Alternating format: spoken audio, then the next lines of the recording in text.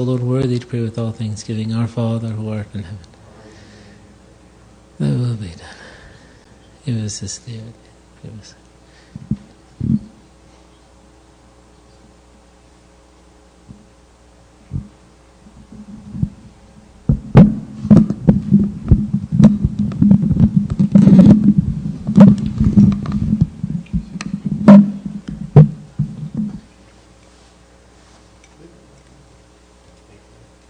Bible? Do you have a Bible? Bible? Yeah. Do you use them in this church? Still use Bibles. Just checking. I know it's antiquated. While he finds one, we can start in the name of the Father, the Son, the Holy Spirit, and God. Amen. May the Lord bestow upon us His grace and His blessing now and ever to the ages of all ages. Oh, there's a Bible here. I didn't know it's fixed. They sell the stands now with iPads in them. Okay. Did they announce to you what the topic was? Okay, can someone explain the subject? I did prepare, I guarantee you. I just want to make sure. I want to know what you know. Yeah. Avoiding spiritual burnout. So my first question, what is spiritual burnout? When they told me the topic, everyone just stared at me. So I want to hear from you, because it's a good question, but I want to know what is spiritual burnout. I think it's when during life we're all striving to try to increase our spirituality by reading more of the Bible, reading other things, Tanya's abstaining from normal things. So I think spiritual burnout is when you get to you get to Easter and you feel that happiness and celebration, you kind of just forget about. Okay. Very good, very good. Anyone else has a different definition? Yes, sir. I think spiritual burnout, piggyback on what you said, but it's when you do a sudden change, you completely flip the switch, so then you don't know how to. It's good. It's like overwhelming. So you go from turning off all social media and turning off all music, turning off everything, and completely switching. So it's kind of hard for you to cope with this. Okay. Very good. Any other? There's at least 2 other definitions. That's why. Yes. Perhaps when you're working so hard at doing more spiritual things and prayer and Bible reading, that sometimes it's hard to keep up, and you start to get tired, you start to lose stamina. Okay. Very good. Any other definitions? No more guesses? Is that how you define it? Which one did you want to hear about before I start? Let me ask you this question, because I think it is related in some sense. So when you hear about burnout in general, what is regular burnout? I can give you the dictionary definition, but I want to make sure you're a psychologist here. Any psychologists? Psychology 1, an area in the back. Okay, me too. We didn't study this type of burnout. Although now, if you type in burnout, you will get, and this is what I studied recently. Last year we were applying for a grant for pastoral burnout. And so I will talk about that, but before we talk about that, I want to see in general about regular burnout. Because regular burnout, they say it's affecting more and more Americans and more young professionals and graduates and college students, more than before. The reason, I think, is because the pace in the world is going faster. The demands are getting, like when we were applying to college, a certain requirement. Now, it's much harder to get into any UC than it was 10, 15 years ago.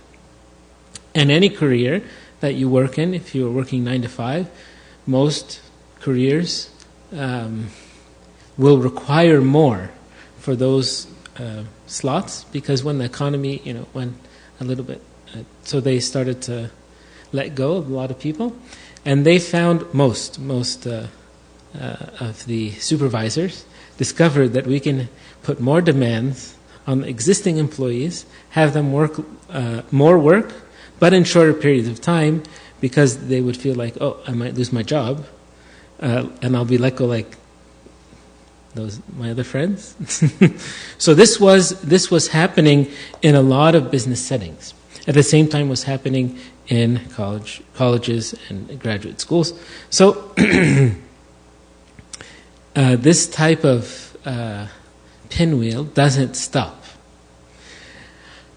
because if you are in school, you want your students to be performing better than before, right? So as long as you're increasing, you're not going to get to the point where, the board is going to, wait a second, maybe we're asking too much of our students, let's go easy on them. Most of them. They should, like the dean should look at it and say, okay, well, maybe this is unreasonable, unrealistic. When I was applying to a theology program for a PhD, so I was asking one of the people, and I'm like, well, so what should I get on the GRE? Do you know what he told me? Well, I'm like, what score? What's the score that I should be aiming towards? Because I haven't taken an exam like that in at least 10, 15 years before. He said, try to get perfect scores. I thought he was joking. I laughed. He's like, no, I'm serious. Try to get, most of our students get perfect scores. It's very competitive, but I'm sure you can do it. I did not do it, but God will complete in where we are lacking. So this type of work, the demands and the stress, the anxiety and the increase, the emotional, physical, social state of exhaustion, is due to overwhelming responsibilities that are laid upon us, and where it reaches an unbearable state for people, that's when they go into burnout, and burnout usually comes right before breakdown. So there are some signs and symptoms in general of burnout. In the spiritual life, it can be like, I already forgot who mentioned this, the verse that says, do not be overly righteous, nor be overly wise. Why should you destroy yourself? This is in Ecclesiastes chapter 7. Do not be overly righteous. So what is overly righteous? Because if you tell someone in Sunday school, why don't you go to a Sunday school class, and they tell you, oh, don't be overly righteous. And it's like, I went last week. And you look at them and say, get into Sunday school. What is overly righteous? Because my definition, we want to know what the Bible is saying, don't do this. Right? And My friends at church, so somebody would do something and then we would say, I'm going to feel holy. Like, don't act holy or not over righteous. Okay, overly righteous. There is a book of the Bible where most of the people speaking in it are overly righteous. You can probably figure it out. Job, very good. And most of the fathers commenting, like if you read it, there's a lot of it makes sense, right?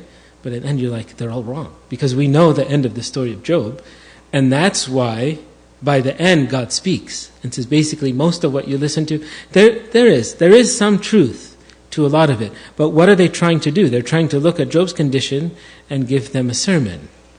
And this can happen when we are trying to insist on defending our view. It can also happen in the spiritual life too if we go too far. Like I remember when you were young and you're fasting till like 1, 2, 3, 5 p.m., 6 p.m., 7 p.m., and then you go into your Father of Confession. He's like, no, till 12 p.m., 11 a.m., just because, so you learn, we're like, what do you mean, 11? 10 o'clock, I can wake up, and like, you don't even feel it. But it was for this point, so that if you do, and it turns out that a large percentage of high school students who are in the church, and hopefully, they go to this extreme. And we correct it, we're like, no, this is a little bit too much. No, I'm going to be a monk. I'm going to be a nun. I'm not going to marry. Most, the majority just do not go in that direction. But it's a phase. And that's what happens if we don't get out of that phase later on. It can hurt you spiritually more down the line, right? Because they have a saying, like in the monasteries, have you been to the monasteries where they'll build 2-3 stories, and then the top is like this open patio. They don't do it here because it's very dangerous. Like, I don't think it's code allows you just walk on the rooftops. But in general, that's how a lot of the buildings are like. And even in Jerusalem, old days, that's what they would do. They would walk just like Peter when he was meditating and praying on the top during the sunset.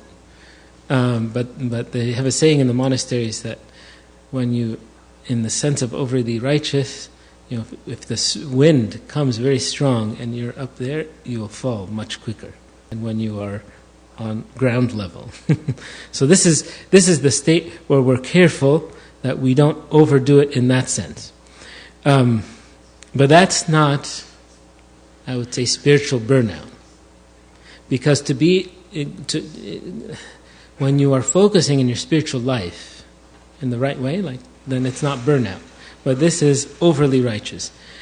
We already talked about physical burnout, and sometimes physical burnout is related to a type of what other people would call spiritual burnout.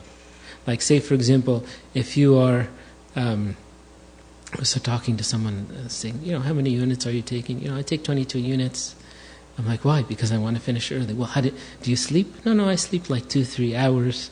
I'm like, and I have a job, and I have this. So it's accumulation of it's not humanly, I'll say, possible. It's not sustainable. So maybe they could function for a few months or less, give or take. Everyone's a little bit different.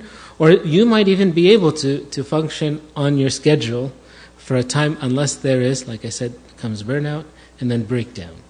And you start to notice by the level of your productivity and efficiency and focus and short-term memory and how pleasant you are. Because after a while, it can affect you in so many different ways if you're under this type of stress and anxiety. So sometimes it's due to carrying too many burdens, and it's very common in those who are in fields of help professional guiding to help others. They want to work more to help other people, but by the end too, they can barely help yourself. Like they say in the airplane, when you reach a certain pressure, so then they say, put the mask on yourself so you can help others. You say, no, let me help other people, and then it's a mess. So this is the type that they are talking about, and that's almost very common in this. It can also be a cyclical worry over health issues. So, like, you're under a lot of pressure, then you start to realize your blood pressure, anxiety, all this. You're still young, but we find it now more and more common in younger. Like, I was just talking to someone yesterday who was in college, was finishing up college, and he said anxiety attack and panic. Like, I didn't know what it was until recently. And we had a lot of college students, most of them, there were few, I don't know, even at the top colleges, a lot of students, they just didn't study like they do now. I assume like you're all studying, working. There was a little bit, it was a little bit more lax.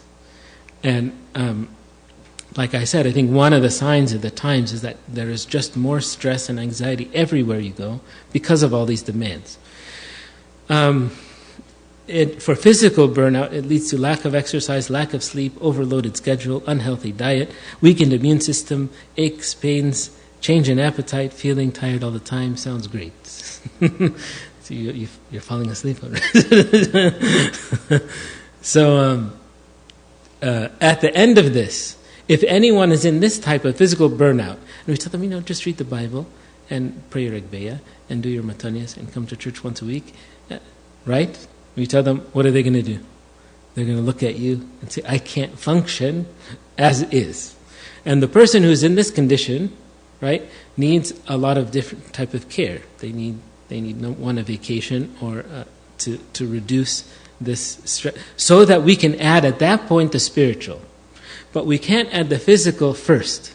We can't add the spiritual first in this sense. Just like when the people were with the Lord for 3 days, and he said, give them something to eat, and they're like, no, let them go away.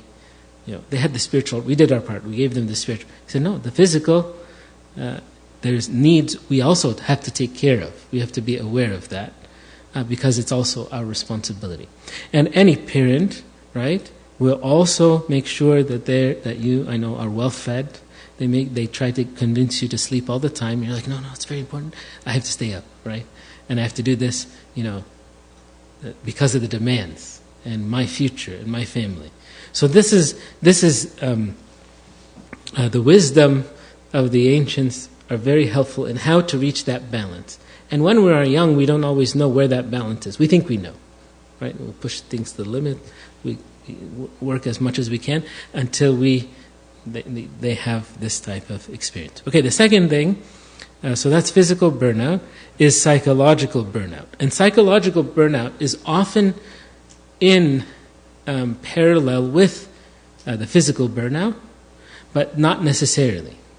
Like, for example, if someone is under a lot of workload, a high workload, more than they should, like I said, 22, so then it's natural, they can't be sustained. Some people can do it. I know one of the physicians, he doesn't sleep, but he sustained it for several years, and everything he does is very very well done.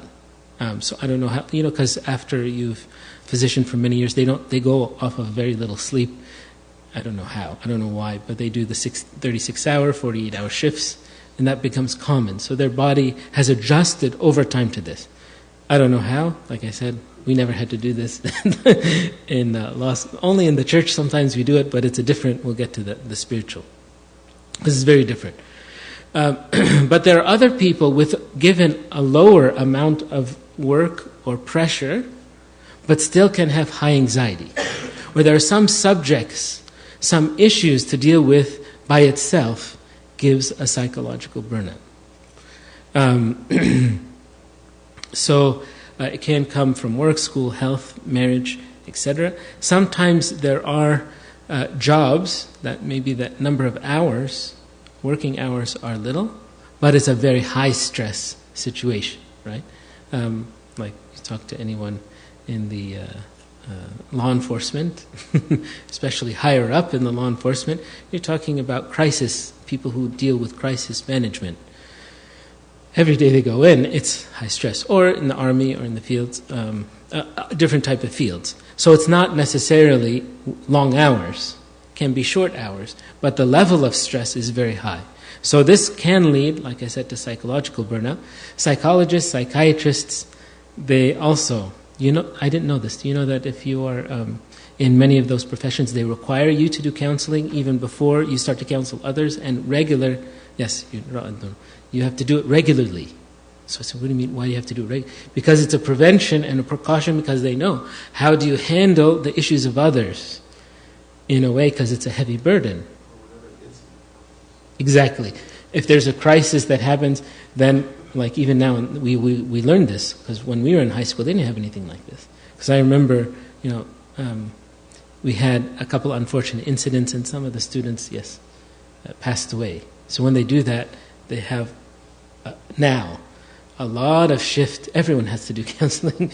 The teachers, the students, the family, everyone in that situation, just as preventative, because they know now what are the different dangers that can come up. If not now, later. So it can be latent. This is also in the type of stress related to money and bills or loans. And so sometimes we have to have, or traffic and road rage, which I didn't believe until recently. Because a couple of weeks ago, I had to drive over 100,000 miles in the week.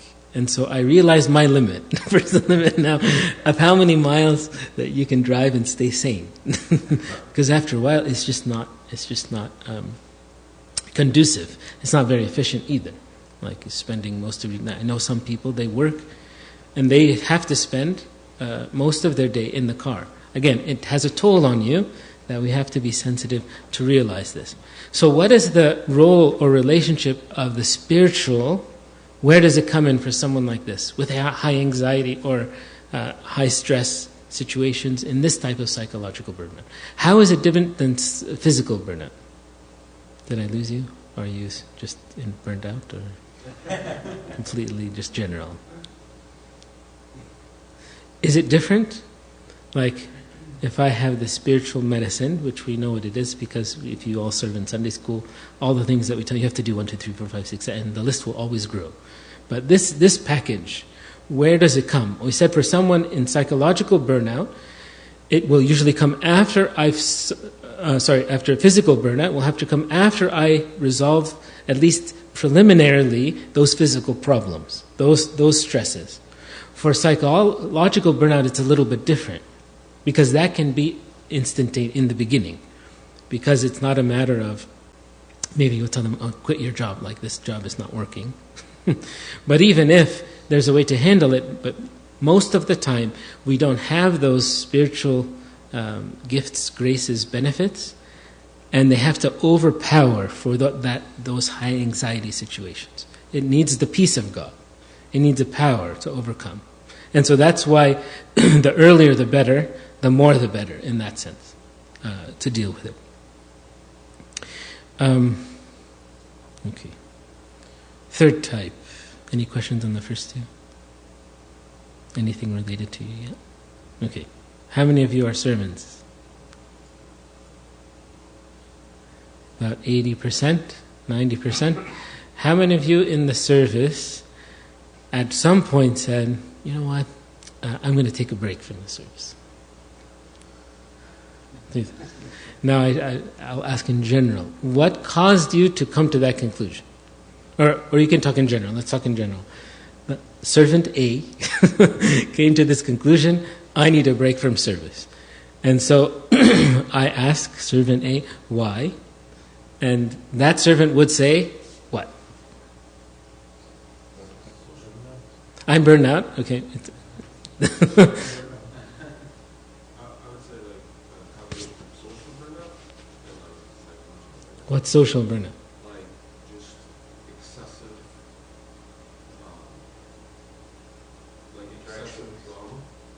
Drama. Okay, drama's good. That's not necessarily burnout, but yeah, go ahead. Yeah, like something that happens on a more social aspect, like just relationships with others that are unhealthy or growing to be unhealthy, that could even step into psychological burnout because now you're consistently like reminiscing those thoughts. So. There's a couple of things here. One of the things that you mentioned, which I like, is that there are some people who are introverts and extroverts, and there's a continuum, right? So everyone has different levels. The people who are more introverted, they need more preparation in order to go out and serve. They're not prevented from serving. That's why you see many of the monks, like, it wasn't their plan, but God gives a grace for that. But it needs a special preparation. And sometimes if it goes too much, they will reach that point where like, no, I can't serve in, because I can't prepare myself anymore. And it's too overwhelming for me. So that's without any problems. That's just too much people in my life right now. I can't handle all of this. Right? So that's something without any problems. The other thing that you mentioned is like when there is a very tense environment, like you said, so it's like as if I'm at work, and there's a big problem at work, and this problem is just getting worse every day, and people are getting fired, whatever it is. And so on the way to work, like my blood pressure will increase, because I know I'm going to just like sometimes when you go to the Sunday school, there could be a problem that's increasing and that's not getting resolved, so every time, and I can't take it for a while. I need a break. That could be. I don't know. That could be. But what else? There's other reasons. Did you mention something at that? There's another common reason for... Yes, sir. I was just going to say that maybe sometimes you don't, like with your own life, like you feel spiritually distant, like you yourself, you're in a rut, or so you don't feel like you are able to go out and serve others because you have to. Yes. And this is something else we won't get to, but I would feel like it's more drained. Or you are dry, like spiritual dryness, which I don't think I mentioned it, because that's the opposite of what I expected was spiritual burnout. Like what you mentioned in the beginning, Jonathan, when you were saying, like you're coming to church, you're doing all of this, so it assumes that there's the overflow. But the opposite is true too. So sometimes if I'm not, there is a disconnect. That does have to be fixed first. That is when we give permission. We're like, yes, you are right, but we give a time limit. It's like, take a couple weeks, not a couple months. But and we follow up with you to make sure, because you could take a couple weeks and do nothing, and then you're like further away. And that service may be the only thing tying you to come to church, to give you a commitment. And so that's when we'll be like, no, actually, we need to see you more, I'm sorry. So that we can follow up. So it depends. But there's a few other things. You're not experienced in asking for service vacations. Families can go that. If you have family or obligations that prevent you from being fully committed to your service, sometimes that can be. Yes, okay. What happened, let me ask you this. What was the cause for the Mary and Martha syndrome? Yeah, she was doing a lot of service, but what was her problem?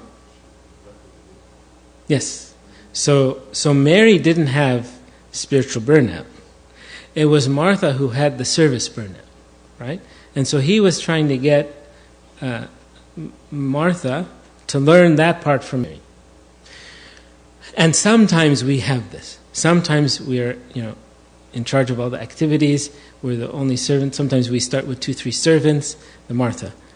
And then after a while, because Martha can put a lot of pressure on the other servants, like Mary, get her to serve. And she's almost like, I love Martha, but she's almost like complaining in front of Christ about Mary. And Mary didn't do anything wrong. Like, the problem is, she needs some help in the kitchen, but she lost sight. Her focus is on the kitchen, but the kitchen was for Christ to begin with. So when he's there, like, if she was a little bit more, like, she would have been preparing 2-3 days before so that she could benefit from him in that time. That's what we even say in Holy Week. Like, why? I don't know.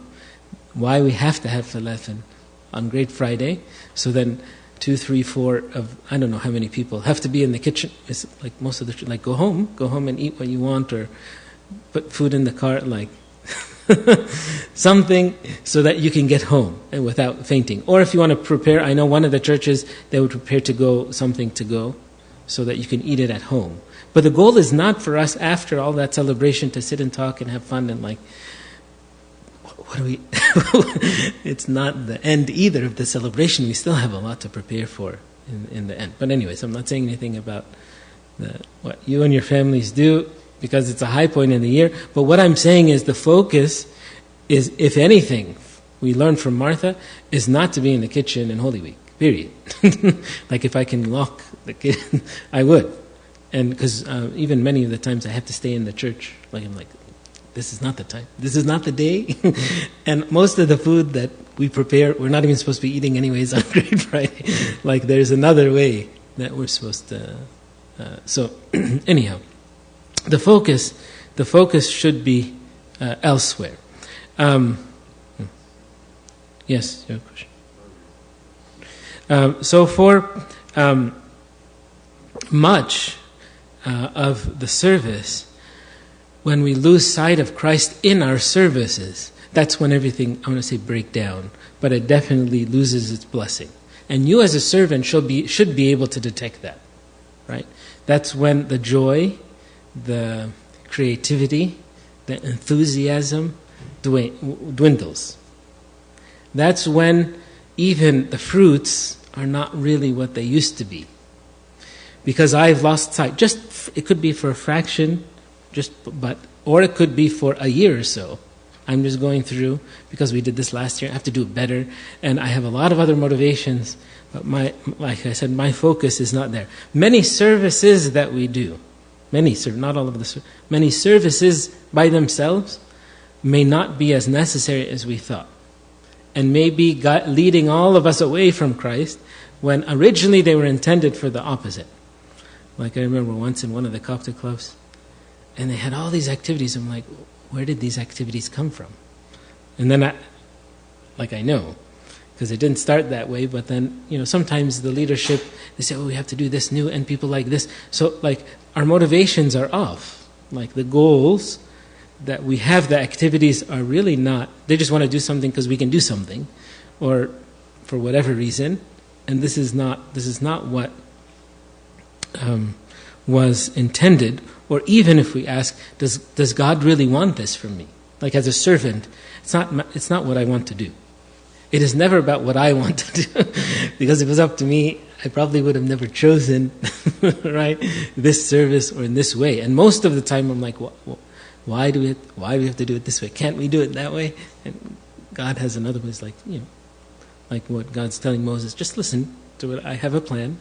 I know what I'm doing, and I want you to do this. And most of the time in the service, this is our initial struggle. I don't want to do this. I don't want to do it this way. Why can't we do it that way? Most of the time. But when servants are fighting with others, no, we have to do it this way. And this is, usually there's something that's off. And that's when we need to back off a little bit.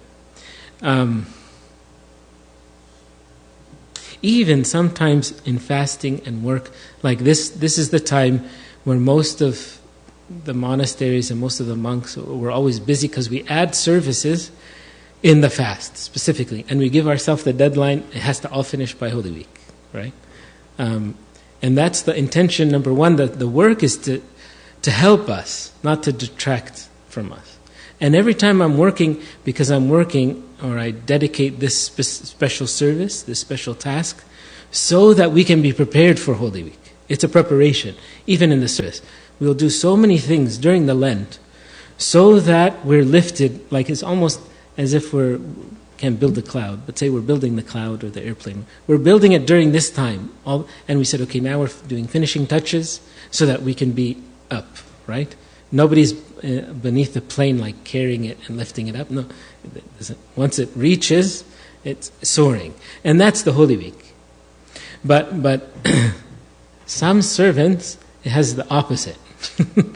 And in the middle of Holy Week, that's when, be careful, because we know that in the beginning of the fast, the devil attacks with special temptations for the servant. Always. It's not, it's very clear, very predictable. But by Holy Week, it starts to be inside. And so if we haven't prepared well and fought well with the power and grace of God, explosions happen in Holy Week that shouldn't be there. And it's usually this type of internal kind of combustion that we don't want to see it. It should be where we as servants are putting out fires, not creating them, and not fanning the flames. Okay.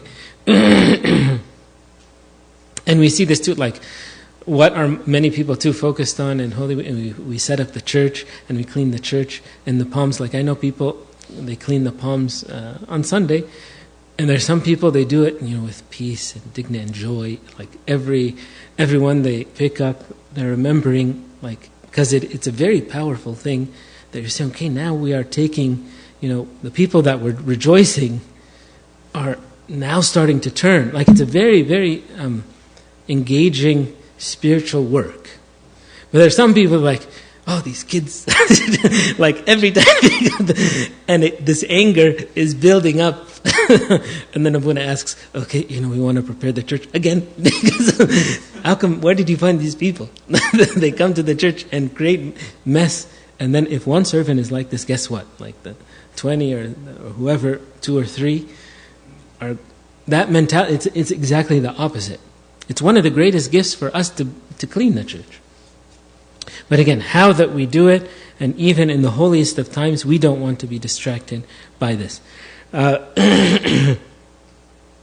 So what are the different causes of this type of, or actually, it's related to many of these types of burnout. There's something internal, or a few, yes?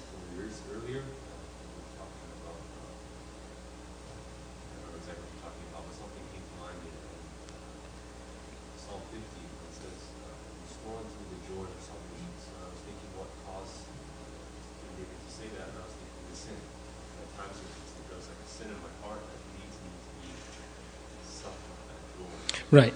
Losing focus of Christ by itself is that sin. Like, that's the major sin. And when we run to do whatever sin it is, whether it's a pride, vainglory, lust, anger, selfishness, greed, it's losing sight of Christ and where I am. Because I'm looking for me, or I'm looking against others, and I lost that sight of Christ. So that one of the say alarm clocks that goes off is that loss of peace or joy. That should alert me to say that the problem is inside me, not because he said this or she did this. Because, to use the driving example, people cut you off all the time. And there's sometimes, like, you say a prayer for them, and you're very peaceful, you turn on the radio, or you didn't even realize because you're in meditation. And there's other times where, you take matters into your own hands. And the difference is not what the people did, right? The work is inside, the change is inside. And so you say, well, what am I doing, right? That moment of self-realization. So one of the things that can cause, you want to guess? Are you tired of guessing? Hard questions. You said we brought you here to give us answers, not questions. So you give us. Okay, first one, which is sometimes relying on myself too much. Self-reliance, too much trust in self more than God, or unwilling or unable to delegate certain things to others. And servants have this, servants have this more than others. The servants who, like by the end, like I said, they're serving with the team. After a while, they are the team, right? And then the more services, and then other services will be like, I can't serve with. Like, why? They're very good. They're very active. Oh, you don't know. You don't know that. I hope you don't have this experience. But sometimes, even we're hard or harsh on the other servants, because not only we demand a lot of ourselves, and a lot of people who are perfectionists, they have this because they expect that same level of perfection from everyone. And usually we are serving others because we know there's something that we can help in betterment in their life or their service, right? Not the opposite. As James says, chapter 3:17, the wisdom that is from above is first pure, then peaceable, gentle, willing to yield, full of mercy and good fruits, without partiality, without hypocrisy. This one verse describes that servant, right? It's not, or she's not, in the sense of burnout, because there's peace, they're gentle, willing to yield. And that willing to yield not only to what God guides them, but also they are reasonable, like they are flexible in some things. There's some things that we don't compromise, like faith. But when there's 2, 3, 4 ways to do it, right, we don't have to be very stubborn. And I know we as Egyptians sometimes are stubborn, and we have to have it a certain way, and our way, or else it's not going to work. Yes? The entire conversation that the servant keeps reminding me of one specific service in our church that we seem to struggle with. And so everything you were saying is applying it.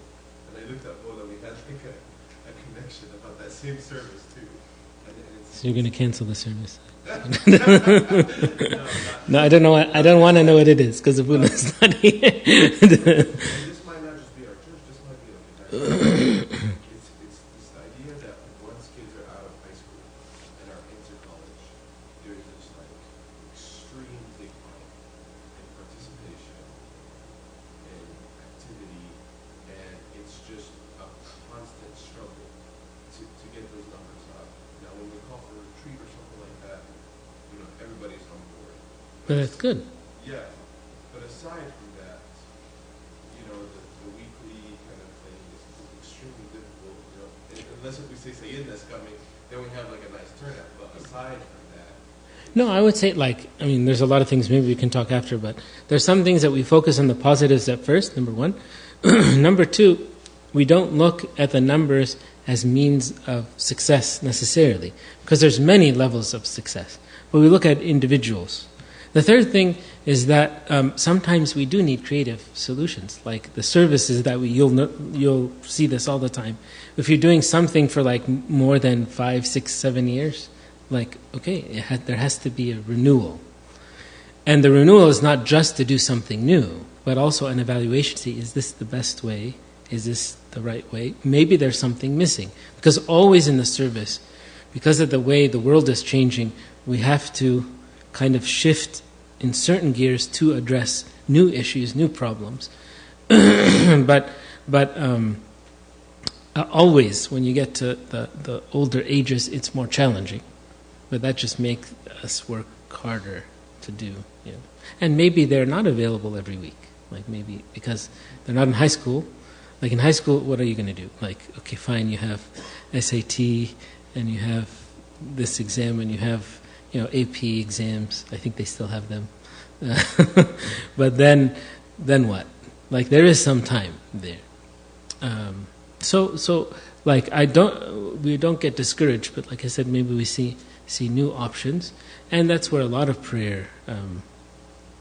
I can tell you stories because I had to for many years in that group, and there are some times where you'd be like, okay, well, we need to step back for a little bit to reassess fully. And how do we take the next steps in the best way? So how we're willing to yield. There's a time where Moses experienced this. Moses experienced this type of burnout in service, right? Exodus chapter 18, right before, a couple chapters before the Ten Commandments, right? He was judging all the people from night to day to night, whatever. All day he wasn't sleeping, wasn't really eating. High stress and very important. And in his mind, this is what God wants me to do. And he was right. This is what God wants me to do. He got a visitor. What's his name? Jethro, his father-in-law. He said, what are you doing? So he told them, this is what I do. This is my job. God told me to do this. But I don't have time, I have to go. There's someone here, they have a big problem. So by the end he said, Moses, what you're doing is not good. In one translation it says, what you're doing is wrong. Like, he said, what do you mean? I'm the prophet of God. He said, no, what you're doing is wrong. Both you and these people who are with you will surely wear yourselves out. He said, not the burnout is not only going to come to you, but all the people around you. What do you mean all the people around you? Why? Because you imagine the line to get to Moses? So what were they doing? Like, I don't know what you wait in line for anymore. Do you wait in line? Huh? No, go to Seattle and you see the line. DMV. So if you're in a long line, do they go to the DMV? If you wait in a long line and you decide, no, this is too much, I'm going to leave. What happens? You lose your place. So I can imagine the line for Moses is probably a day or two long at least. So the people are waiting. And then they see the family that took a long time. Go. So by the time these people get to, they're all like losing even their lives. So Jethro not only does this for Moses' benefit, but for all the people. And the same for the servant. Because if the servant is burned out, or not effective or efficient, is affecting the people that he serves. Very clear. That's why we kind of pull them out, like, what are you doing? And something there, like, I'm sure Bruno will tell you, what you're doing is wrong. Like, this is bad service. No. He's going to say, I need to make it more effective, more efficient for you. For this thing is too much for you. You are not able to perform it by yourself. He's telling you, this service is bigger than you are Moses. Like, this is definitely inspired by God. Because who's going to tell Moses, like, you can't do this? Listen now to my voice, and I will give you counsel. And God will be with you. Stand before God for the people, so that you might bring the difficulties to God. What did he do? It's in verse, if you want to follow, 19. So it's 18:19. What did he tell him? First guidance. Oh, you have it here? You're looking.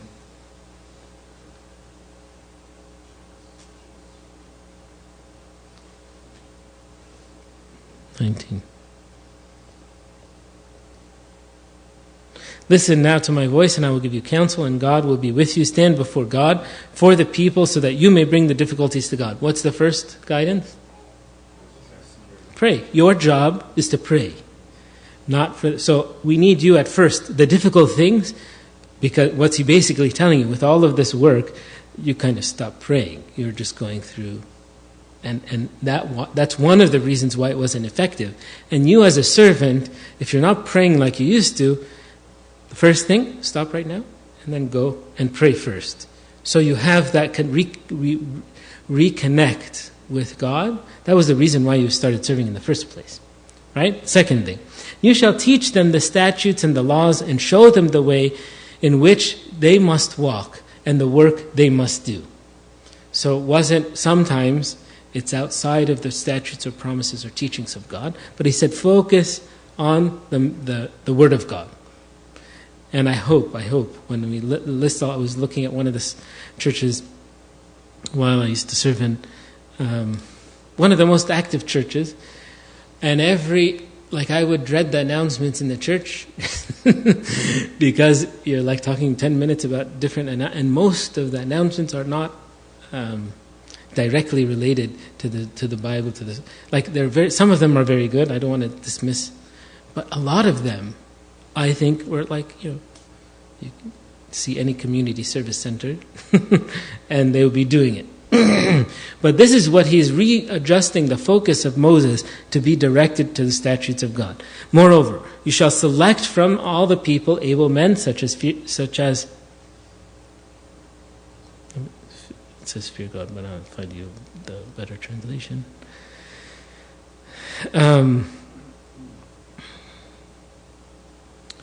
Such as fear God, I guess it's the same. Man of truth, hating covetousness, and place such over them to be rulers of thousands, rulers of hundreds, rulers of 50s, and rulers of 10s. Does this sound familiar? Huh? Okay. Anything else? 50 by 50. So this is the organization of the church that God said. There's 5,000 people. You've got to do it. You've got to break up your service and your work in general in reasonable groups, reasonable whatever, right? Because sometimes we look at all the work that we have to do and who can do all this? Who can feed all 5,000 and we're only 12? And they could have been talking about this for 20 minutes. There's 5,000 of them. And actually there's more. It's just 5,000 men. But how did they count the 5,000 men to begin with? Came after, because when they broke them up in 50 by 50, they realized, we know how many people there are. And then we know that which groups received it and which groups didn't. Just like sometimes when you give luqmat al-barakah, and you say, you have no idea where the line started, where the line ended, because the people are standing. But Christ told them, no, let them sit down and break them in 50. That's why they're not moving. So they can't get a bite from here and then go, like sometimes they do. This was the whole point. No, we need it to be static, not dynamic, so we can assess. And sometimes you have to wait till things calm down so we can assess properly, and then we put boundaries around the problem or the issue so we can serve it reasonably. And then he told Moses, this is the time where he said, okay, pick the people so that we can serve them and put like this tier to it. And we do the same thing, right, in the service. That's why you are servants. That's why Buna's not giving to all the kids and then all the youth and then the seat. No, they said you are serving in this capacity. And then there are other servants that are helping you in the servant too, so that it's not just one or two people. That's why they went 2 by 2. And let them judge the people at all times. Then it will be that every great matter they shall bring you, but every small matter they themselves shall judge. So there are some things that if you guide them enough, they can deal with, right? And there are some things they won't be able to handle, then you'll bring to you. So number one, you have reduced, after this is implemented, the physical burnout and the the service burnout is eliminated because he has limited it to certain tasks. And if he was praying in that extra time is in prayer and in meditation, so then he is now more equipped to deal with it. Sometimes we get so busy with the small things, so we're not ready or able to deal with the big things. But this is what, even when you're studying or when you're working, like I like to deal with those difficult things first. Or, if you are good at managing your time, you take care of all the small things very, very quickly, effectively, to get them out of the way so you can focus on the major problem. Either way works. And some people have different strategies. But the important thing is that I know that I'm focused and able to deal with it. Sometimes, when you're studying all night, after a certain time, for most people, midnight, your mind is not working as effective. So you can't deal with the difficult things. And it's better for you, right? And you learn this sometimes too late. Go to sleep. You can wake up early, because they say your mind is fresh. And even psychologists, right, they studied this when you sleep and you are in REM. Yeah, study for a short time, 20-minute increments if you can, or you take 20-minute naps in between your study periods. Because what happens is when you're sleeping, your brain is filtering all the junk. And it's processing certain things to help you. So that's why sometimes you wake up and you know the answer. Some people, when they're memorizing formulas or studying, they're able to understand the formula when they wake up. That's what they've only recently studied. It's fascinating when you... I was listening to someone gave a talk, and they said you have to put whenever she puts a brain chart on there, like her talk is 10 times more influential, because people think, you know what you're talking about the brain. And she's a psychologist, so she puts it up every time. I didn't bring it with me. Just so you know, that the studies on the brain help you to process. So even with problems, whether it's work, whether it's school, whether it's family, whether it's service, that the big problems, the big issues, they need you to have a lot more energy and a lot more attention and focus. So the small things can't be in the way. They have to be dealt with, right? So this is what he said. If you do this thing, and God so commands you, then you will be able to endure, and all this people will also go to their place in peace. So this is very good instruction for Moses. Do this, it'll help you, and you'll help others. So Moses heeded the voice of his father-in-law, and he did all that he said. So this is a good, happy ending to the story. The burnout that happens in the service, it's usually when this is not implemented. We say, well, I can't find the people.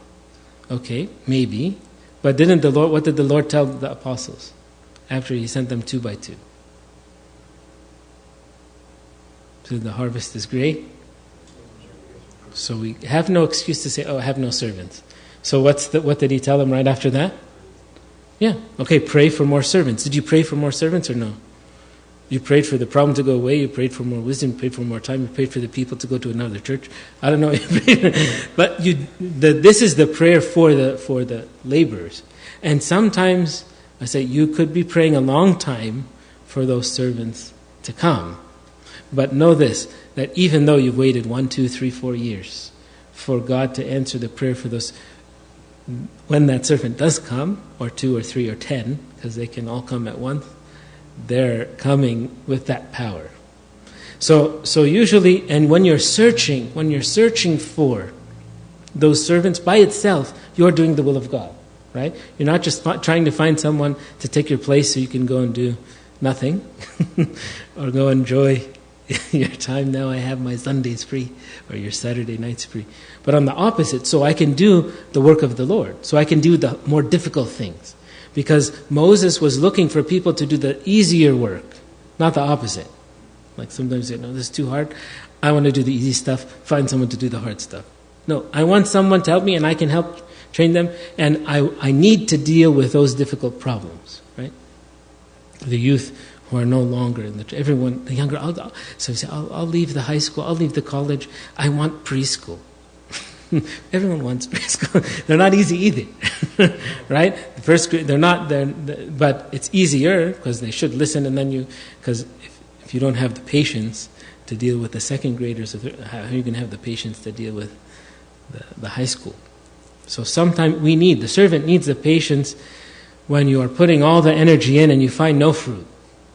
Or, the kids are very wild. And we have to have patience and we have to have wisdom how to calm them, like how to manage. That's another lesson, but we'll talk about it. The same thing for the responsibilities of parents, and even in business projects. Second thing, so the first thing we said was how to find people to help. The second thing, which is how to take care of yourself. And servants and Egyptians and youth don't like to hear this, right? When someone tells you you need to take care of yourself a little bit more. So what do you mean? I know what I'm doing. Right? I've lived enough. Like, what do you think? Like, I'm just doing what everyone else does, and I can give you 5 examples or 10 examples of other people who I'm taking care of myself. Don't worry. So we can find it offensive. So you're not taking care of yourself. And sometimes we like to be Superman or super servant or super doctor, whatever it is. We like to outperform and do more and say 22 units, 24 units, whatever it is, to make a compliment. But many people have told us, wait a second, like, you have to think about this a little bit better. So those who don't take care of themselves fail to understand how much sometimes that God values them. And also our limits. Like, it's a sign of hubris, a sign of pride, when we can't realize what those limits are, right? I'm going to stay up all night. Have you seen someone, like, at one time I was visiting far in the diocese, and then there are students studying at the house. I'm like, it's 11, 12. And I was observing the efficiency of their studying. They didn't know that I was talking to the couple, but at the same time, like you're not focused. And you can probably be doing this work in a much better way if you just manage your time differently. But anyways, so we need to be reasonable even in setting our own schedules. So we do need to rest, we do need to sleep, and we do need to take care of the basics so that we can do the important things of God. Sometimes we think we have unreasonable expectations of ourselves, and we think that God has unreasonable expectations for us. Just like, was the problem with the wicked and lazy servant, the Lord called him? You wicked and lazy servant. Why did he call him wicked and lazy? He said something before. Huh? No, before. So when he distributed the 5, 2, and the 1, and the 1 said, how come you didn't do anything? Like he just. Yeah, but he said. So he stood up, look at the 5. That's why he went to the 5 first, and then he went to. So the guy was getting a little nervous. And they got to him because he knows what's going to happen, right? So instead, he said, "How come you didn't do anything?" What did he say? I know you're a hard man, and you're going to ask me for something I didn't give you. So I said, at the very least, I'll give you what you gave me. But logic. Why would I give you 1 and then ask for it later? Like, there's banks. I can give it to the other guy. I didn't give you this so you can hide it in the ground. Like, I could take it with me. Like, there's no it's very clear that he was supposed to do something with it. That's the whole point. And that's why he said, at least you can give it. He told them, at least put it in the bank. Like, give it to someone else to take care of, and they'll give you interest. Like, so there's no response. That's why he called him wicked. His impression of God was very low. And actually, his weakness, he had what's called a false self-justification. So he's justifying his wrong and blaming it, what psychologists use as projection. So they'll blame their problem on someone else. Like I was talking to someone the other week. Every time I ask him, why did you do this? How come you didn't? My parents, So at the end, I'm not talking about your parents. Like, I know you live in their house, not all the time either, but this problem is your problem, and you're the one who caused this problem, not your parents. And there are some people, they blame their parents, they blame their friends, they blame God, they blame their teachers, they blame their co-workers, whatever it is. And we as Egyptians, sometimes we like this blame game a lot. Like, I don't know why. I have some ideas. But it starts very young, right? And we also like to victimize ourselves and other people. Persecution and the like. That's part of it. But this usually has to, because you can't go so far, or you can only go so far if this is the mentality. So, lack of self-care. Accepting too much and not delegating properly, and we took the example of Moses. So how can we focus? Some of the solutions we said already. We said how we focus on Christ.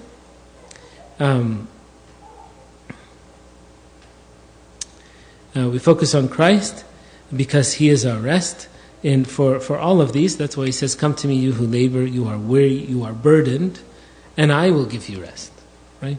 So He said the solution for most of, if not all of the burnout, is to go to Christ. And sometimes even we are so tired or so upset or so confused or so withdrawn that we're like, that's enough. And this verse too, He said, you will find rest. He didn't say it like, just I'll give it to you. Like there is a little bit of discovery process that is happening. And it's a rest for the soul. There is, even for the burnt out servant, or for the physical, psychological burnout, that there's a refreshment when we come to. That's why when we're far from church, or someone says, like you mentioned, there's a disconnect with God. So the solution is the easiest in that case. We say, drop everything and just sit at His feet. So I don't understand the Bible. I said, who said don't read the Bible? Like sit with God. Oh, I don't know the Igbeya. I said, okay, wait.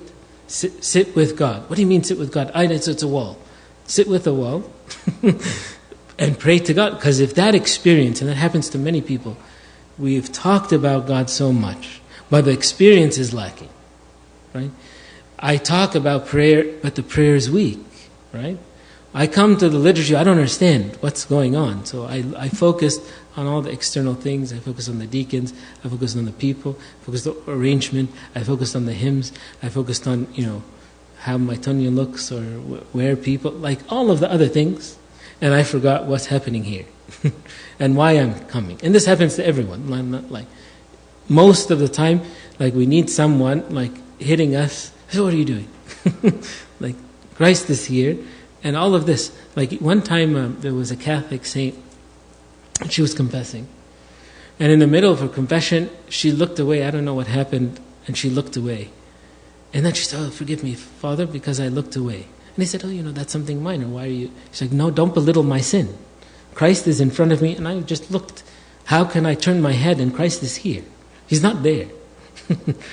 So the priest wrote it down after she became a saint. To say, see, even the smallest things, because for a saint, the sins are bigger than we think. Imagine how many times we look away and our thoughts go all over the place. They went to Starbucks and back, went to what's happening after, and came back and went to Sunday school. And then we left the altar for all of the other things. And some people just circling the church outside and everything else. But we lost focus on Christ. So this is a simple thing, but it's the most important thing, which is the cause of the burnout. I remember once there was a lady who went to a bishop and said, help me, I've lost focus in prayer. I don't know if you heard. So he said, what are you praying? She says, I say the Jesus prayer. She was Byzantine. So he said, okay, how do you say it? So I say it, a couple thousand times a day, and this is how I do it. And he said, I lost focus. He said, okay, I'll tell you a good prayer. I want you to take an icon. You light the icon in front of you and sit down. Sit down. Yeah, sit down. Okay, how many times do I say the Jesus prayer? He said, 0. I said, what do you mean? He said, I prevent you from saying, don't say the Jesus prayer, just sit down. She said, how long? She said, as long as you can. Like, just sit and experience the presence of God. And she said she had to struggle because she was preventing her. She wants to say my Jesus Christ. It stops. Because she was focused on the words and forgot the Lord. Once she did that, she said, I broke down. It was a matter of minutes. And then then he said, then now start whatever prayer. So the prayer is the means. Even all the liturgical prayers and all the hymns is the means to reach God. But yeah, of course, we say, because we want to spend more time with God. Because we want to meditate on how He is our high priest. How He sacrificed for us. Yeah, say the long hymn. Because it's not enough for us to be, I'm not focused on the hymn or who's saying the hymn. I'm with God in heaven. But if I feel that we're like, sometimes, when we're distracted, I'm like, no, say no hymns. Let's finish. so I can go home and so I can be with my Lord. Right? Because sometimes we take away from that focus. Sometimes. Okay. So the focus on Christ even in prayers, delegating to other servants, and how to set reasonable expectations. I know we talked about it before, but sometimes we have to realize our weaknesses. Like I told you, we know our limits. What's the minimum amount of sleep that you can function effectively? And I underline function effectively, not function. Some people, they think they're effective. They can't. You ask them a simple question, like, how are you doing? They're like, what? Like, they're not there 100%. So this is what we need. And we may need to ask someone to help us and say, are these expectations reasonable? Like, when are have finals, like in the next couple of weeks? So do you sit down and you write your study schedule? Because I remember doing that when you were young. You're like, I'm going to study, wake up at 6 a.m. or 5, and then we'll start studying. And then I'm going to study this class for 5 hours and then take a break for half an hour. And it has to be reasonable. And so even in this, like, it needs some wisdom. And even if you need time to rest, like, you have to allocate that. So this is how to have someone to help you in setting these reasonable expectations, even at work. Because sometimes when work gives you unreasonable expectations, it's okay to go to them. So, from the beginning, if you really know what you're doing, be like, this is a little bit too much. I'm not complaining. I'm just saying, this I feel is unreasonable. I think that if I work very diligent and I don't waste time, I only think I can accomplish 80% of this. I need some advice. So you say, okay, I'll try.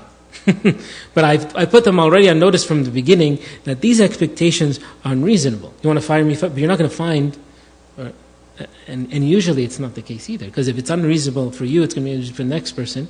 So they need to have, sometimes it happens in the service all the time. When servants say, I can't do this. But you're asking, okay, what do you need? So we'll have a conversation. I need someone to, okay, we'll find, you need 2 servants, 3 servants, you need more time. What do you need? How can we help? And so this conversation, like, if you know those limits, it's going to benefit you for the rest of your life. If you don't know them, good luck with what you have to do. I need to set the time limit to be more than this. Okay. Also, how to have good planning in general and to put a reasonable timeline. Like, not just for your daily tasks or your weekly tasks. But I remember when I was newly appointed to all this fun stuff, that someone told me, no, you should put reasonable goals for the year. And usually in the business world, they ask you to do 3 major goals. Because if you focus on one thing too much, and if you're not successful in it, you can go into depression. Or other things can happen, they let you go, or you're not going to get it done. And you don't want more than 3. because it's too much on your plate. But the key is not just putting the 3 goals, and usually we do this in January, right? You sit down in January, I'm going to do all these wonderful things, and they usually say by January 13th, I was giving a sermon on January 13th, I told them, they say usually by January 13th, a lot of those things are not fulfilled for the resolutions. But what we do is different. And if you can put those 3 goals in January, by the time we start the fast, by the end of February and beginning of March, you've reevaluated, set your goals for the fast. By now, this week, we're reevaluating the goals. What didn't I finish? I said in the beginning of the fast, I'm going to finish the book of Isaiah. I said I'm going to read this number of books and write this number of meditations and come to the church this number of times. You have to hold yourself accountable. I said, okay, these expectations were not reasonable. Or I'm like, check, I did this, check, did this. I was going to fast until, 12 every day, till 3 every day, or till 6 once a week. Did I do this? Was I successful or not? I said I'm going to do all these mutaniyas and all these prayers for Sayyidina, and we didn't do them. Because he needs all this help. Or you would say for the services that you said in the Sundays. So what were those expectations? And it's not the end of the world, but at least by the end of the fast, you say, okay, these 50 days, what did we do? 55, 45, depending on when you evaluate.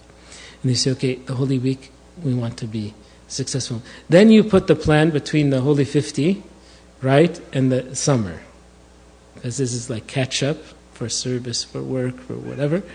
And then you have the fun in the summer with all of the activities and the conventions and the retreats.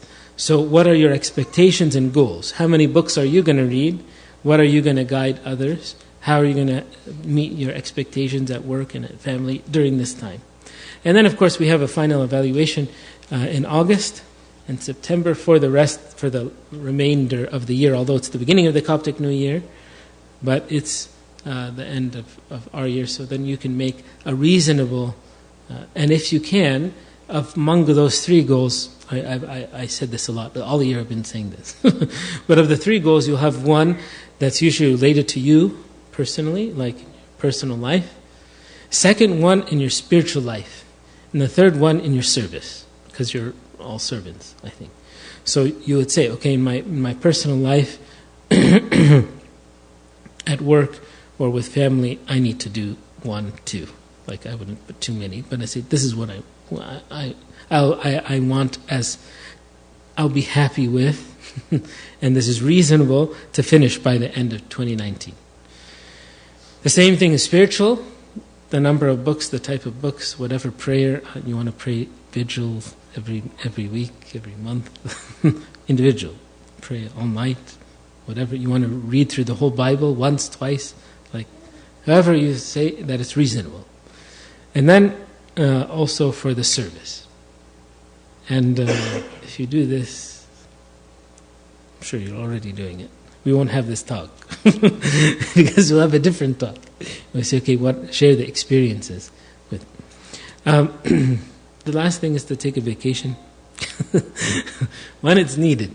Like I said, the vacation for the physical burnout is just to do nothing. Actually, and sometimes we will tell them, because when you reach that, you can't even function at work. Like I know people, there was one of the ladies, she could not get out of bed. Physically, she couldn't get, and that happens sometimes with high anxiety or high stress. And she was not old. She's in her 30s. But they were working her way too much, and it was high stress. She was working in the government, anyways. But she said, I couldn't.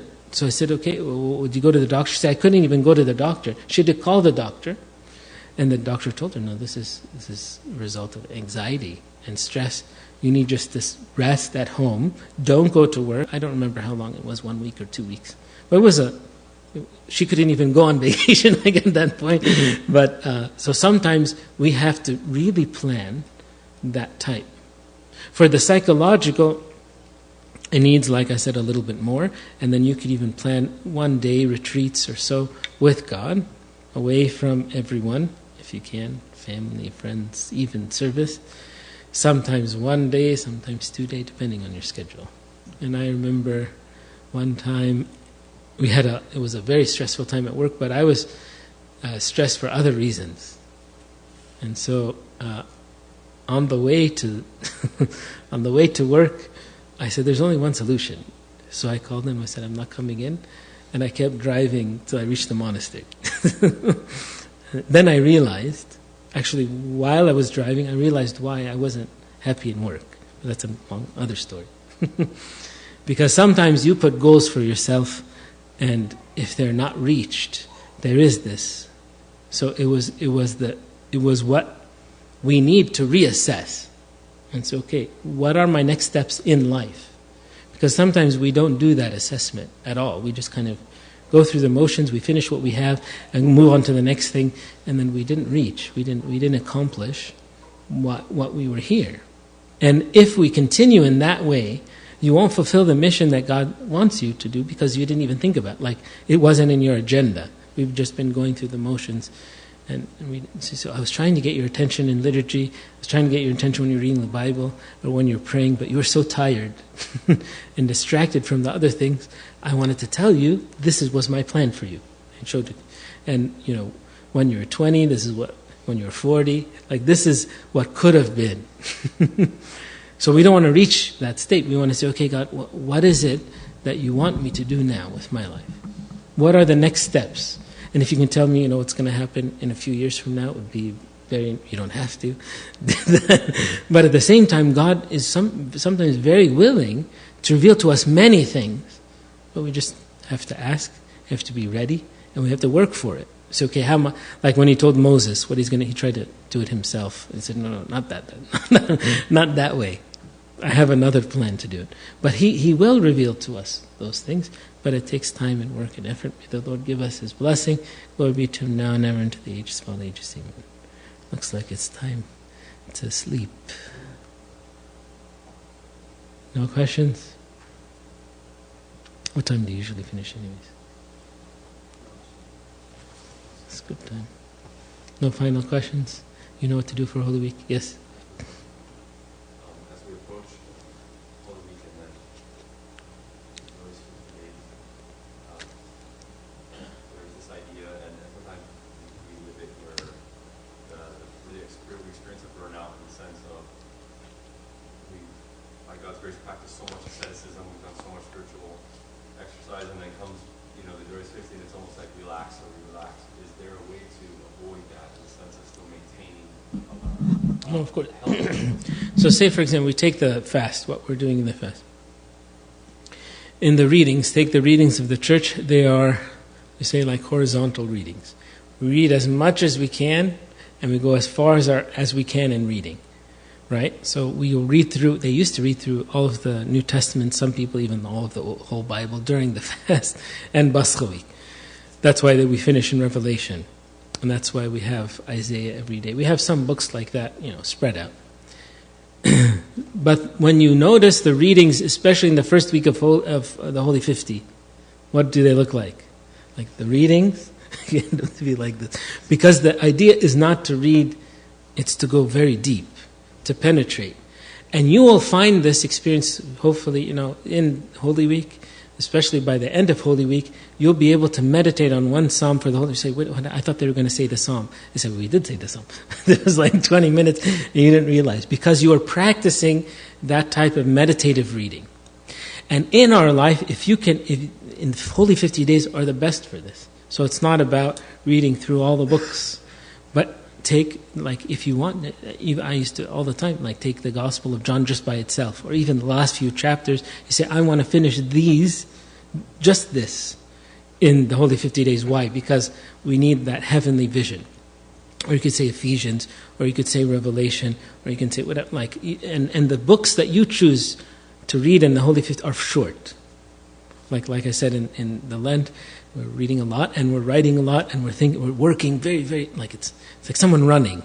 And then, you come to the Holy 50 days, you rest and enjoy because you did all that. You climb the mountain, and then usually when you climb the mountain, I don't know any mountain climb, but when they get there, they don't say, okay, we're going to go down now. No, you all of that labor, and you enjoy and you appreciate the beauty. So that's the work. You don't fall asleep because you still have to make the. And going down is sometimes it's supposed to be a little easier. Sometimes it's tricky. So you have to be very cautious when you're descending.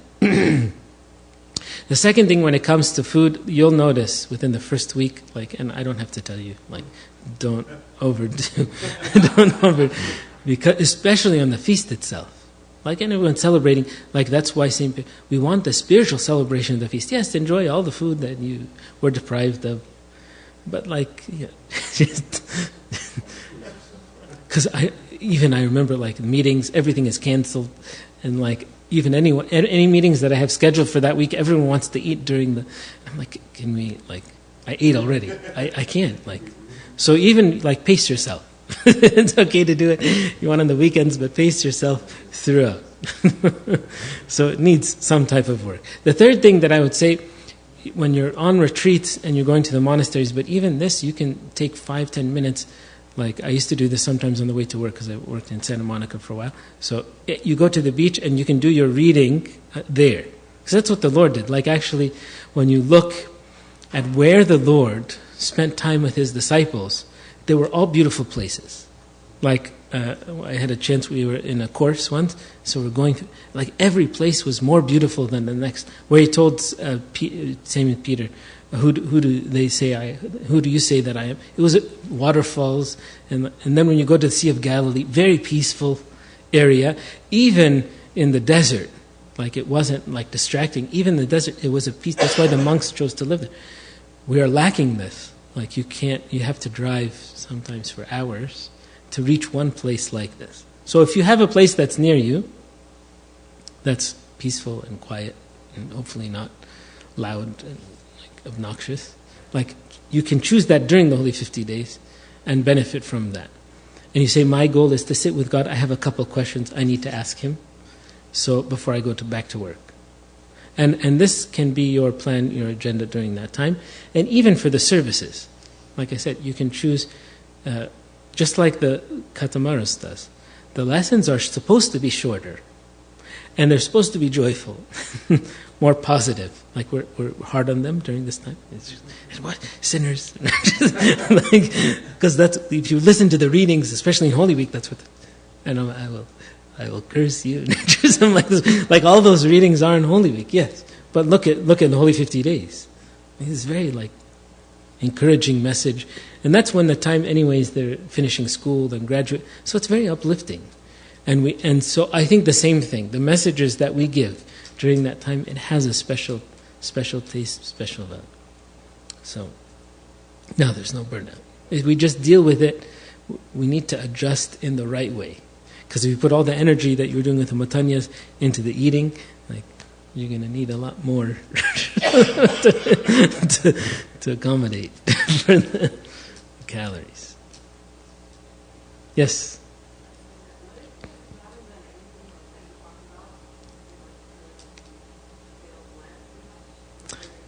You didn't fail. We have 1 week left, and it can accommodate for everything. So, but I would say that when you're on, you put a very serious schedule in Holy Week, and especially we would say during the Lent, you limit your social gatherings, even the time you sit with others, even the family, even the jokes. You're not going to be a boring, dull person, but it's limited. You start to kind of you're harder to reach during the Lent, because in Holy Week, where are you? Where are they? They're not answering. They're not, and you can find a way to accommodate the people and prepare them for it. It's very busy. For us, they know they're unreachable. So but you can do it that way. Plus the free time that you have, and I hope it's sometimes hard with family, but in the free time that you have, you are very focused. So even news, even whatever can be delayed, we postpone it. Because it's only 1 week. It's not the end of the world. But if you can delay it, that's our philosophy. At this point too, when people start, and it happens, we have to finish, I'm the line, I can't. Like there's some things you say, no, this week we don't touch it.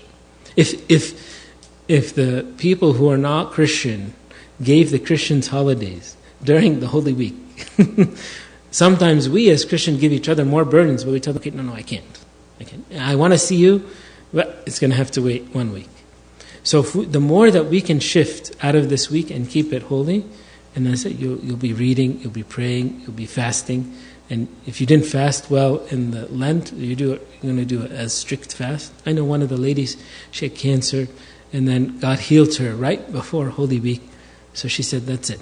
I'm not going to, bread and water and salt. I'm like, you're 35, like you still have 2 kids. Like, it's not you know, she insisted. Although she didn't have much like weight to lose. But I remember her on the Great Friday, like there was no one more focused than her in the whole time, because she said, I was supposed to die and God gave me life. So this time I'm suffering like it has a different purpose and value for me. So the same things. We have an intention and a goal in this Holy Week. He said, I'm not going to let it go quickly. Because we don't know. Could be the last year. Could be the first time we really experience. Could be a special year where God revealed Himself in a very powerful way to you. If it doesn't happen this week, no. Okay. We'll pray. You go on your breaks. Okay.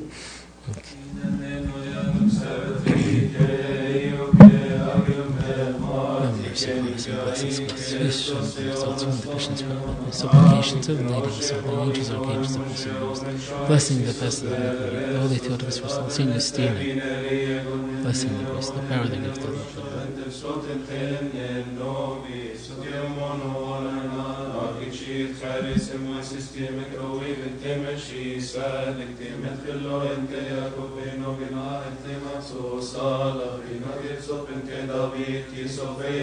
Solomon, Pebble Mount, Paragiton, Pieta, Vigeni, Apostol, Shaisebeare, one Pimentano, Eratim, Beniotic, Coyote, Rancheres, Baba, Batawa, Nepiniotin, Metropolitis, Abba, Serapion, Nepiniotin, Jesus, Abba, Kyrillos, Hypnotin, Tel, Benetaro, Amish, Rabbi, Anzeo, Enerini, Contetebeio, and Nobagi, Silos, Abasit, and Noah, Shadabim, Kodim, Zonner, Soseria, Gunter, Novinan, and Hopino, Erin, Lagat, Neshten, Nice, Kyrieleison, Kyrieleison, Kyriet, Logison, Eminis, Moelois, Moelois, Imataria, Conia, Cogies, Meristos Minoti, Amines, Evoron to Tiherini Moinan to Kerini Seminan and to Kerini Kananofanana. We'll just talk Tetigom Nemonim Smon of Yomashani. I mean, make us worthy to pray with all thanksgiving, our Father who art in heaven. Thy will be done. Give us this day our day. Forgive us our trespasses. Lead us not into temptation. Now may the love of God the Father, the grace of Son, begotten Son, and Lord God and Savior Jesus Christ, the communion and gift of the Holy Spirit be with you. Go in peace. Peace of the Lord be with you. Right.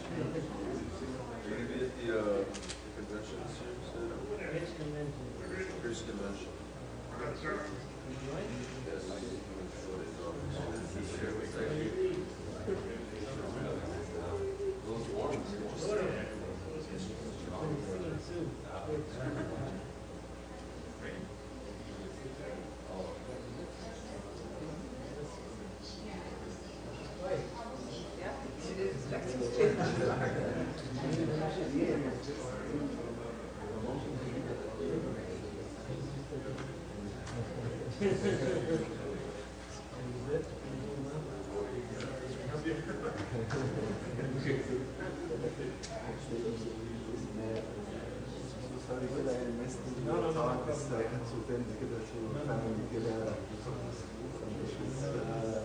supposed to finish at 8 بس الحاجات دي بقى ايه بس دي longer than we thought بس احنا on the way here we're listening back to the